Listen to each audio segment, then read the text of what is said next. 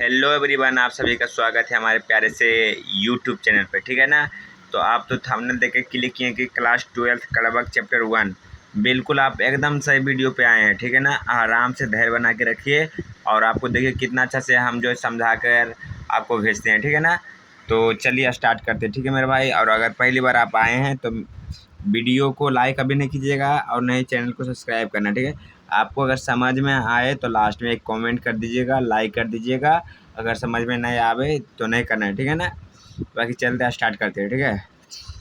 ये chapter class 12 का chapter number 1 है। क्या पदखंड या फिर कहीं ऐसे कावखंड कीजिए। ठीक है। कड़वक का है। ठीक है। महत्वपूर्ण बिंदु इसको देख लेते हैं, उसके बाद हम बहुत अच्छा से किए हैं। अभी थोड़ा सा 2 मिनट रुकिए ना। कड़वक पद का रचनाकार जो है मालिक मोहम्मद जायसी जी हैं। ठीक है ना। इनका जन्म जो है 15 शताब्दी के उपरांत में हुआ था। ठीक है। 15वीं जो शताब्दी के उपरांत में हुआ था। ठीक है। इनके पिता का नाम जो था मलिक शेख ममरेज था। यहाँ ध्यान दीजिए, इनके पिता का नाम मलिक शेख ममरेज था। ठीक है ना। इनका निधन जो है 1548 ईस्वी अनुमान में हुआ है। इनका कहना है कि इनका जन्म जो कंफर्म नहीं है। ठीक है ना। और इनका मृत्यु भी कंफर्म नहीं है। ठीक है ना। ये अनुमानित किया गया है मेरे भाई। ठीक है ना। इनका पूरा अगर कोई बताता है कि रियल में ये इतना में जन्म में हुए थे तो वो गलत बताए। ठीक है ना। इनका एक अनुमानित है, समझे ना। तो अनुमानित है। तो इनका जो प्रमुख रचना जो है देखिए, पनवद अखरट आखली क्रम चैत रेखा। ठीक है ना। ये जो है ये और ये और ये बहुत ही ज़्यादा इम्पोर्टेंट है और ये सबको देख लीजिएगा। ठीक है ना। और जो है इतना जो है इनका जो कीर्तियाँ हैं। ठीक है ना। चमवत होलीनामा युवराज आदि कृतियाँ भी उल्लेख में आती है। ठीक है। आराम से देखिए इतना ही है। ठीक है ना। इसको देख लीजिएगा। ठीक है। और बाकी हम चलते हैं। अब आते हैं थोड़ा सा कॉपी पे लिखो उस पे देखिए क्लास 12 पदखंड हिंदी कड़बक। ठीक है ना। कवि या लेखक कुछ भी पूछ सकता है। तो इनका जो लेखक हैं, एक सेकंड रुक जाना मेरे भाई, एक सेकंड वेट करना है। चलिए अब आ गए, अब सही है। ठीक है ना। अब सही हो गया है। पदखंड चैप्टर 1 का है कड़बक। ठीक है। कवि या लेखक पूछे तो मलिक मोहम्मद जायसी। ठीक है ना। इनका जन्म जो है 1492 ईस्वी में अनुमानित है। ठीक है ना। इनका जन्म स्थान, उन्हें जन्म स्थान नहीं था। यहाँ पे ध्यान दीजिए, जन्म स्थान जायस, कॉमा लगा हुआ है यहाँ पर, देखिए कॉमा लगा हुआ है। जायस अमेठी या फिर जायस कब्र अमेठी भी पूछ सकते हैं। ठीक है ना।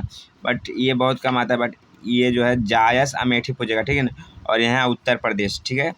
इनका जो निधन हुआ है 1548 ईस्वी में हुआ है, अनुमानित है। ठीक है ना। इनका पिता का जो नाम है मलिक शेख ममरेज था। ठीक है ना।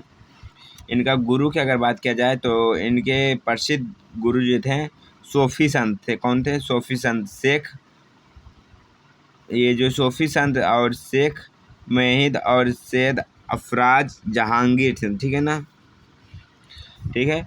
और इधर तो सूफी संत और जो है सैयद अफराज जहांगीर। ठीक है ना। और ये जो है बहुत ज़्यादा इम्पोर्टेंट है ये जो है। ठीक है। इनका विशेषता क्या था? जायस जी जो थे, जिनका लेखक हैं मलिक मोहम्मद मामरे जो था, वो नहीं, जायस की बात किया जा रहा है। वो तो राइटर है, मतलब उन्हीं का बात किया जा रहा है। उन्हीं को मालिक मोहम्मद जायसी जो है ना, देखिए जायसी किधर गए, जायसी जायसी वही बोले, शॉर्ट में उनका नाम है जायसी। बचपन में ही जो है वो अनाथ हो गए थे। ठीक है ना। अनाथ हो गए थे और वो किसान थे और साधु फकीरों के साथ रहते थे। देखिए पहले के युग में जो था फकीर लोग ज़्यादा रहते थे। क्यों रहते थे भाई ज़्यादा, आप बताइए। जी बिल्कुल, पहले जो था क्यों रहते थे ज़्यादा, मतलब ये इनकी बात। पहले जो देखते साधु संत ज़्यादा रहते थे। ठीक है ना। पहले भक्तिक मार्ग बहुत लोग अपनाते थे, अब जो है बहुत कम लोग अपनाते हैं। ठीक है ना। इनका जो माता, मतलब इनका जो है बचपन में ये जो है जैसे जी अनाथ हो गए थे, समझे ना। अनाथ होने के बाद तो इनका मतलब कोई पालन पोषण करने वाले नहीं थे। तो ये जो थे साधु संत के साथ रहते थे पहले बहुत। अगर कोई लड़का भागा है था पहला युग की अगर बात किया जाए, अगर 20 वर्ष आगे चली जाइए तो पहले के युग में लोग जो साधु संत बन जाते थे, आजकल का अगर लोग भाग जाते हैं तो समझ जाइए कि अब हम नहीं बोलेंगे, आप लोग समझदार ही हैं, ठीक है ना। इनके प्रमुख रचना की अगर बात किया जाए तो उधर जो उधर बताए तो वही है इधर भी, ठीक है ना। 1 2 3 4 5 5 को काफ़ी जो है इम्पोर्टेंट है, ठीक है ना। बाकी आप सभी को भी देख लीजिएगा, ठीक है। और चलिए अब आते हैं थोड़ा सा एक इधर है व्याख्या करने वाला है। और हाँ, मलिक मोहम्मद जायसी जी का जो है मुंह में जो था माता जी हो गए थे, वो जो है देखने में बेरूप लगते थे, अच्छा नहीं लगते थे देखने में, बट उनका जो गुण था बहुत ही अच्छा था, ठीक ना। किसी का लोग का जो है चेहरा से कोई लोग अच्छे नहीं होते, अच्छे हमसे ना बढ़िया बढ़िया चेहरे वाले तो ऑर्केस्ट्रा में नाचने आते मेरे भाई, समझे कि नहीं। तो चेहरे पे जो है गुमान नहीं करनी चाहिए, ठीक है ना। वो उनका एक ही आँख था जो अपने आँख का जो है वो आईना होने समय दर्पण जिसको हम लोग कहते, ठीक है ना, मिलर में कास्ट टाइम में पढ़े होंगे, मिलर वही उसी का बात किया जा रहा है, ठीक है ना। तो चलिए इनका जो था ये जो है व्याख्या करने वाला है, ठीक है ना। उसके बाद आते हैं ऑब्जेक्टिव क्वेश्चन पर, ठीक है। एक नैन जस दर्पण सो तेहि निर्मल सब रूपवान गोही गही जोई कही जाओ, समझे ना। थोड़ा सा अगर मिस्टेक होता है तो ये सब अपने मैनेज कर लीजिएगा, ठीक है ना। ये जो है प्रस्तुत पंक्तियाँ जो है कवि मलिक मोहम्मद जायसी द्वारा रचित है, समझे ना। इसको कहेगा व्याख्या करने तो क्या कहिएगा, प्रस्तुत पंक्तियाँ जो कवि मलिक मोहम्मद जायसी द्वारा रचित है। ये जो पचमामा से ली गई है, कवि ने कहा है कि वह जो है एक आँख का है, ठीक है ना। उनका एक आँख दर्पण का समान है, समझे ना। उनके इसी निर्मलता और स्वस्थ गुणों के कारण समाज के सभी रूपवान और उनके जो कुछ पाने की लालसा और उनके गुणवान करते हैं, ठीक ना। आपका जो गुण का चर्चा किया जाएगा, समझे ना। आपका जो है गुण का चर्चा किया जाएगा, आपका जो है गुण का चर्चा किया जाएगा, ना कि आपका सुंदरता का, ठीक है ना। चलिए अब आते हैं 2 मार्क्स और जो है ऑब्जेक्टिव क्वेश्चन पे। कौन पहले करा दे, पहले ऑब्जेक्टिव क्वेश्चन करवा देते हैं, ठीक है ना। चलिए जायसी की किस शाखा के कवि थे, तो जो थे एक प्रेम मार्ग के, मतलब जो थे प्रेम मार्गी कवि थे, समझे ना। प्रेम मार्गी कवि थे, समझे ना। इसे जो प्रेम का पीर कवि कहा जाता है किनको, तो जायसी जी को। हाँ एक बात बोल रहे हैं, ये जो थे ये कहाँ गए हैं, मलिक मोहम्मद जायसी जो थे ये जो है प्रेम, यहाँ पे लिख देते पहले, कवि थे, समझे ना, ठीक। प्रेम के कवि थे, समझे ना। अब हो गया आसान, ठीक है ना। ठीक है, इनमें से प्रेम के पीर कवि कौन है, तो जायसी जी, ठीक है ना। इसके बाद आइए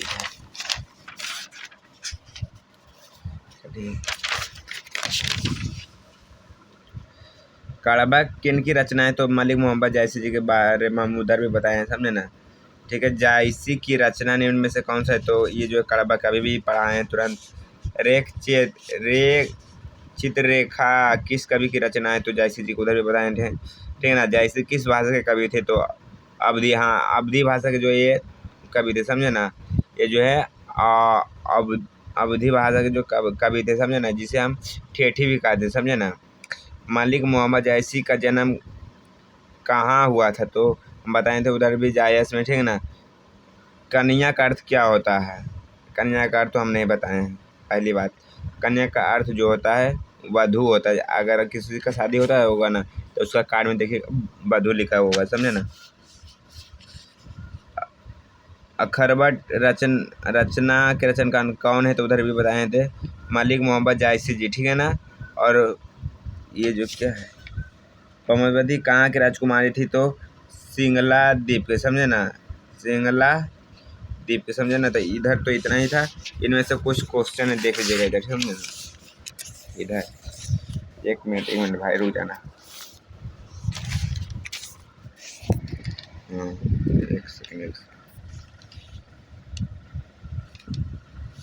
एक सेकंड रुकना मेरे भाई। हाँ देखिए, ये जो था मेन मेरा क्वेश्चन यही है, समझे ना।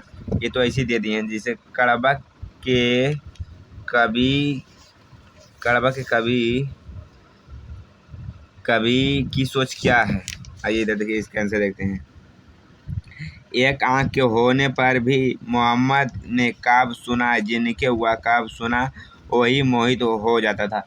उनका जो भी काव्य सुनता था वो मोहित हो जाता था, समझे ना। आप लास्ट तक रुकिए, मज़ा नहीं आ जाएगा तो आप हमको बताइएगा, समझे ना। चलिए उसके बाद ये जो है मेरा जो है ये दीर्घ उतारिये में ये देख लीजिएगा और ये देख ही लीजिएगा, समझे ना। एक ये हो गया ये, और ये मतलब फाइनल के लिए तो ये नहीं, ये नहीं है। इसको 4 नंबर को छोड़ दीजिएगा, समझे ना। 3 नंबर आपको देख लेना है और 2 नंबर देख लेना है और जो है 1 नंबर देख लेना है, समझे ना। 1 नंबर देख ही कर जाना है, ठीक है ना। देखो उतारिए में रहा, और ये जो जायसी के 2 रचनाओं को लिखे हम पीछे बताए हुए हैं, समझे ना।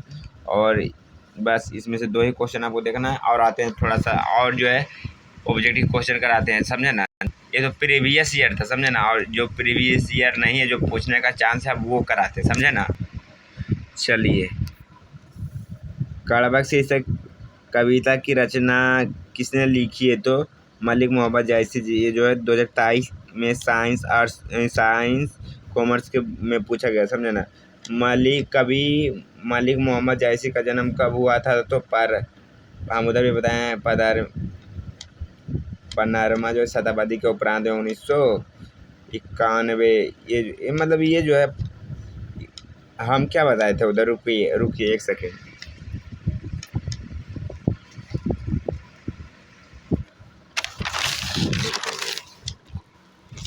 हम जन्म कब बताए थे,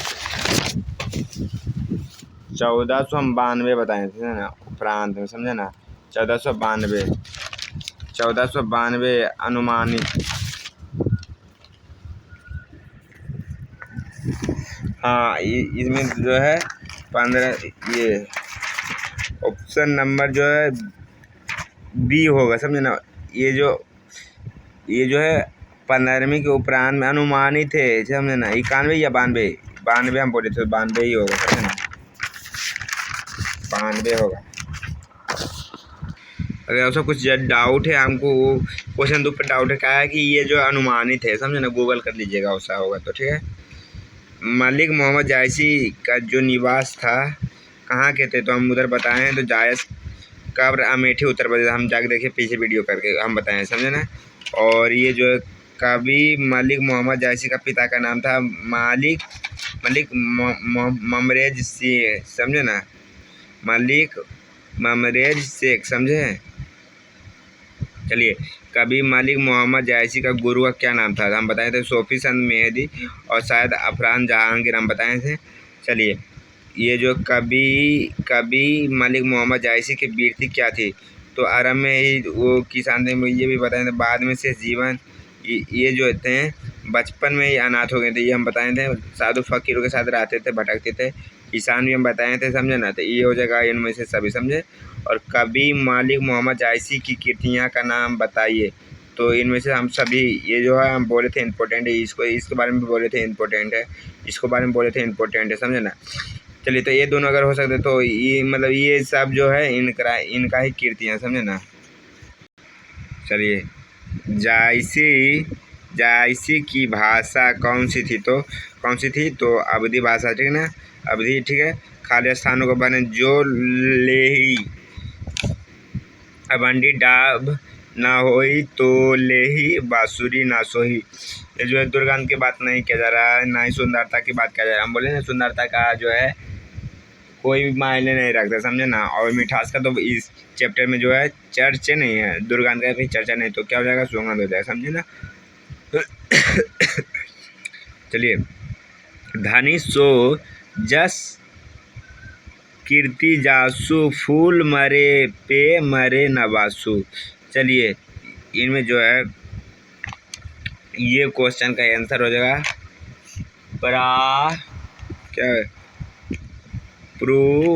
क्या लिखा है, अरे भाई तो ऐसे रहा ना। ऑप्शन नंबर सी हो जाएगा, जो है पूरी, समझे ना। कड़बक जायसी की रचना लिया गया है, तो कहाँ से लिया गया, पनवत से। थोड़ा सा ये जो था पनावावत पाए यार, गांव का नाम आता रहा है। नहीं नहीं, इनका आंसर यही होगा, बोलने में थोड़ा सा मिस्टेक हो रहा है, समझे ना। ये जो था पमावत किस भाषा में लिखा गया, तो अवधी भाषा, जिसको हम ठेठी भाषा भी कहते हैं, समझे ना। जायसी के काव्य का मुख्य रस कौन सा है, तो कौन सा हो जाएगा, तो जायसी का के मुख्य रस कौन सा हो जाएगा, तो करुण, भक्ति, श्रृंगार। क्या हो जाएगा जी, इनका जो हो जाएगा श्रृंगार आंसर हो जाएगा, समझे ना। जायसी किस शाखा कवि हैं, तो वो जो प्रेम मागे कवि थे, समझे ना। दो कड़बकों में कौन सा रस जो पाया जाता है, तो संत रस पाया जाता है, ठीक है ना। जायसी ने ईश्वर को कैसे प्राप्त किया, तो प्रेम की रास, समझे ना। मलिक मोहम्मद जायसी का मृत्यु लगभग 1548 ईस्वी में हुआ है, समझे ना।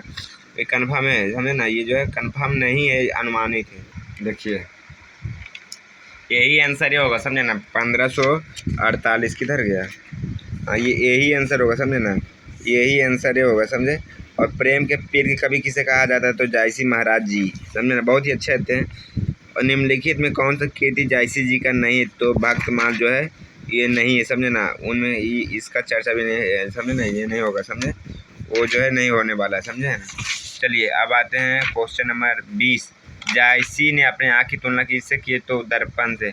लेखा चित्र किस रचना का जो है, किस कवि का जो है रचना है, तो हो जाएगा जायसी जी का। और जायसी की रचना निम्न में से कौन है, तो कड़बक हो जाएगा मेरा भाई। अब ये आ गया पार्ट नंबर 2। पार्ट नंबर 2 अगर इस पर प्यार मिलता है तो हम इनका जो है ज़रूर वीडियो बनाएंगे, और ठीक है। चलिए अब आते हैं 2 मार्क्स वाले क्वेश्चन। चलिए देख लीजिएगा, ठीक है ना, वही चीज़ है इधर भी। ये जितना भी हम करा दिए उधर कड़बक कहाँ से लिया गया है, तो आप ही लोग बता दीजिए। यहाँ ऑप्शन नंबर डी हो जाएगा, कड़बक का रचयिता कौन है, तो जायसी जी महाराज है, ठीक है ना। इधर देखिए क्वेश्चन नंबर क्या, हाँ 3, क्वेश्चन नंबर 3 क्या हो जाएगा, जायसी रचित पमावत की भाषा क्या है, तो अवधी, ऑप्शन नंबर ए हो जाएगा। मलिक मोहम्मद जायसी किस प्रांत के कवि थे, तो आप ही लोग बता दिए, प्रेम। जायसी अपने आँख का उसमें किससे कहते थे, तो दर्पण से। इसे एक क्वेश्चन है कि जो कि छूट जाए, समझे ना, एक भी क्वेश्चन है कि आप लोग से जो है छूट जाए। चलिए, फूल मरे पे मरे ना बासु की क्या तात्पर्य है, तो मनुष्य मर जाता है, बस उनका जो है कर्म नहीं मरता है, समझे ना। जैसे कर्म कीजिएगा वैसा ही रहेगा, समझे ना। आपका कर्म नहीं, लाइट आओ, कम करो लाइट, और लाइट कम करें भाई, नहीं बस इतना रहने दो, ठीक। चलिए स्क्रीनशॉट मारने तो मार लीजिएगा, ठीक है ना। कवि ने अपने आँख की तुलना दर्पण से क्यों की है, देख लीजिए। कवि ने अपनी आँख की तुलना दर्पण से इसलिए किए क्योंकि स्वस्थ और जो निर्मल होता है, और जिनमें मनुष्य वैसी ही परिछाया दिखती है जैसा वो वास्तव में होता है। हाँ ये तो बात है, ये जो दर्पण है ना, आप कितना भी खूबसूरत क्यों नहीं है, जैसे हैं वैसा ही देखिएगा। अगर काला है तो काला ही दिखाएगा, समझे ना। चलिए अगर पढ़ना होगा तो स्क्रीनशॉट मार कर पढ़ लीजिएगा, समझे ना। चलिए मानना है, क्वेश्चन नंबर 1 देख लीजिएगा। ये तो बताएं, अगर बता रहे हैं अगर क्वेश्चन ना आता है तो इससे अगर बाहर चल जाते हैं तो हम पढ़ाने के लिए छोड़ देंगे। और कुछ बोले, पहले कड़बक में कलंक, कांच और कंचन से क्या तात्पर्य है, तो यह जो है पद कवि मलिक मोहम्मद जायसी द्वारा रचित कड़बक से लिया गया है। उन्होंने कलयांक का तात्पर्य चंद्रमा से क्या है, कांच की तुलना कोयला से और सोना तथा कंचन से तात्पर्य सुमेरु पर्वत से है, समझे ना। जो इस बात को स्पष्ट करता है, किस बात को स्पष्ट करता है मेरा भाई, कि इनका संबंध भगवान शिव और उनके तिलचुल और माता पार्वती के संदर्भ में। ये बहुत बड़ा आंसर, समझे ना, देख लीजिएगा। अगर स्क्रीनशॉट माने तो मान लीजिएगा, समझे ना। चलिए क्वेश्चन नंबर 4, रक्त में लेई में जायसी का क्या अर्थ है, तो लेई जो जोड़ता है, काव्य भी जोड़ा जाता है। जायसी का काव्य विहीर काव्य का अंत, इस काव्य की रचना की तुलना लेई से ली गई है, जिनमें प्रेम विरह का नायक जल भी जो है सम्मिलित है। जो इस कवि को पढ़ेगा और कवि को याद करेगा, कवि ने इस कविता को अपने हृदय से पीड़ित को महसूस किए हैं, समझे ना। चलिए उसके बाद हो गया मलिक मोहम्मद कभी या जोड़ी सुनाओ कभी नरजोई शब्द का प्रयोग किस अर्थ में क्या है। तो जोड़ी का अर्थ जो है जोड़कर जोड़ा है, कभी नए जोड़ी का जो है प्रयोग कई कथनों से जोड़कर या कथा सुन रही हूँ कि अर्थ में क्या है, समझे ना। चलिए क्वेश्चन नंबर हो गया 6 देख लीजिएगा। क्वेश्चन नंबर 7, ठीक है। क्वेश्चन नंबर 8, धनी सो पुरुष जस कृत जासु फूल मरे पे मरे ना बासु। प्रस्तुत पंक्तियाँ जो है जायस लिखित कड़बक के द्वारा जो है दिगंत भाग 2 के उपरांत से ली गई है।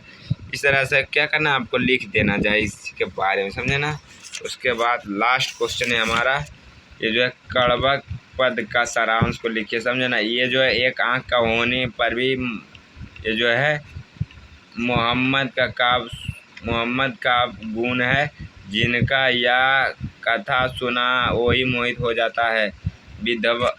विधाता ने चंद्रमा के समान सारे संसार को बना कर हालाकी कर दिया है। वह प्रकाश बहुत ही बड़ा, समझे ना, बहुत बड़ा। ये जो है अपने अनुसार से जैसे चैप्टर पढ़े ना उनके बारे में जो है आप बता सकते हैं, समझे ना। उनके बारे में जो है आप बता सकते हैं, समझे ना। ठीक है, बाकी कैसा लगा हमारा वीडियो आप लोगों का मेरे भाई, कमेंट बॉक्स खाली है, ज़रूर बता दीजिएगा। और पहली बार आए हैं तो चैनल को सब्सक्राइब कर दीजिएगा और वीडियो को लाइक कर दीजिएगा। और कहाँ पे गलती हुआ वो बताइएगा, ऐसे गलती तो नहीं हुआ है, किस पार्ट पे वीडियो चाहिए ज़रूर बताइएगा। और क्या बोले, अगर अच्छा लगा होगा तो ज़रूर सब्सक्राइब कर दीजिएगा। और ये हमारी वादा है कि जो इसमें क्वेश्चन 2 मार्क्स में बता दिए हैं इससे बाहर नहीं जाएगा, नहीं जाएगा और नहीं जाएगा। हम बता रहे हैं नहीं जाएगा तो नहीं जाएगा, समझे ना। और बाकी आपकी मर्जी, समझे ना।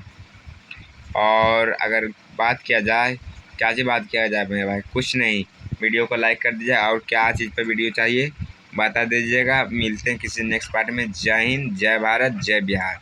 ठीक है, बाकी कैसा लगा वीडियो ज़रूर लाइक कर दीजिएगा मेरे भाई, आपके लिए वीडियो बनाया गया है। ठीक है, लव यू।